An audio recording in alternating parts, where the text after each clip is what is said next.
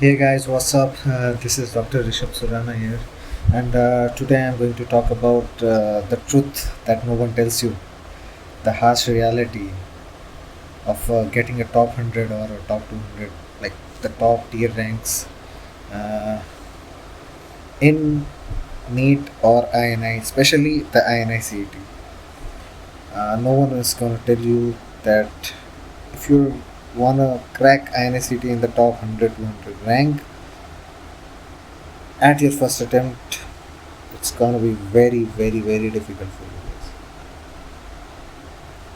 Just let me tell you, if you want to do that, you must have read your marrow or your prep ladder or your TAMS or whatever notes you have since the beginning of your second year or third year, because the competition is in India is very brutal. It's brutal. Like there's no mercy.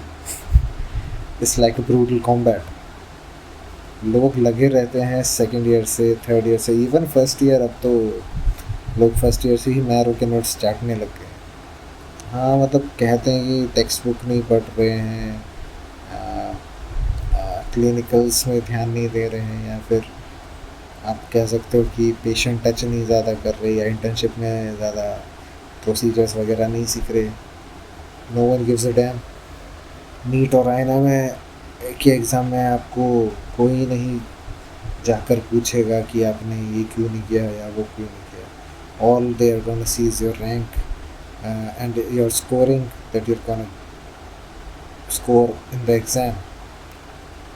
कितने MCQs right किए, बस कैसे किए, क्या करके किए, किसी को नहीं। और ऐसा है ना, आप मैरो के नोट्स अगर सेकेंड ईयर से पढ़ोगे तो आपका फाइनल ईयर तक जाते जाते वो ना करते हुए भी 4 बार तो रिवीजन हो ही जाएगा। उसके बाद अगर आपके पास किन के अगर मतलब इंटर्नशिप के टाइम ही अगर आप दे रहे हो, मतलब इंटर्नशिप के दौरान फिर आपकी रिवीजन चलेगी, उसमें भी आप 2-3 रिवीजन मार लोगे। और अगर आप उनमें से हो जिन्होंने अच्छे से मैरो के नोट्स किए हैं right from the second year और third year, like in the UG days, तो you have very bright chances of getting a very good rank, like the top 100, top 200 rank in your very first attempt.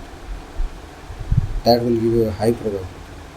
Or other than that, अगर आप if you belong to that set of people जो सिर्फ internship में ही marrow पढ़ रहे हैं अच्छे से, जिन्होंने पहले ढंग से नहीं पढ़ी है, तो उनके लिए यही कहना चाहूँगा कि it's 50-50 chance.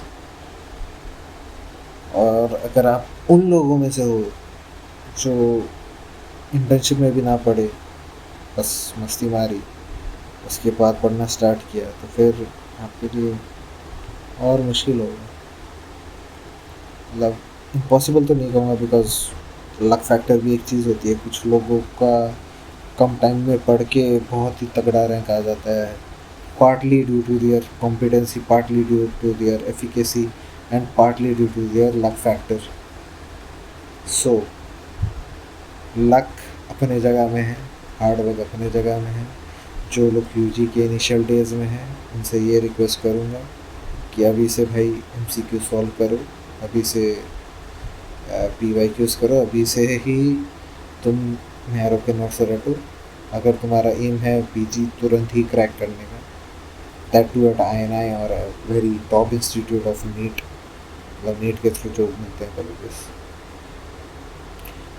And if you are in your internship, just study holistically, do the procedures nicely. जो चीज़ें सिखाई जा रही है क्लिनिक्स में वो भी अच्छे से सीखो, उनसे भी हेल्प होता है एमसीक्यू सॉल्व करने में। तो बेस्ट क्लिनिशियन, अगर आपको अगर अच्छा क्लिनिशियन बनना है तो उसके लिए अलग ही अप्रोच होती है। और अगर आपको एक अच्छी रैंक चाहिए तो उसका अप्रोच एकदम ही अलग है। So it's up to you what you want to be and what you want to become. पर यही है, जो इंसान, जो बंदा स्टूडियस होगा वो अल्टीमेटली अच्छा ही बनेगा, मतलब समवेयर और ज़्यादा, जिसमें सीखने की इच्छा होगी ना।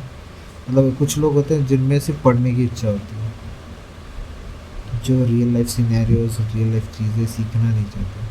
कुछ लोग होते हैं जिनमें पढ़ने की भी इच्छा होती है, जिनमें सीखने की भी इच्छा होती है, और जिनमें प्रैक्टिकल चीज़ें, रियल लाइफ चीज़ें समझने और सीखने की इच्छा ज़्यादा होती है। Those people land up being a good clinician.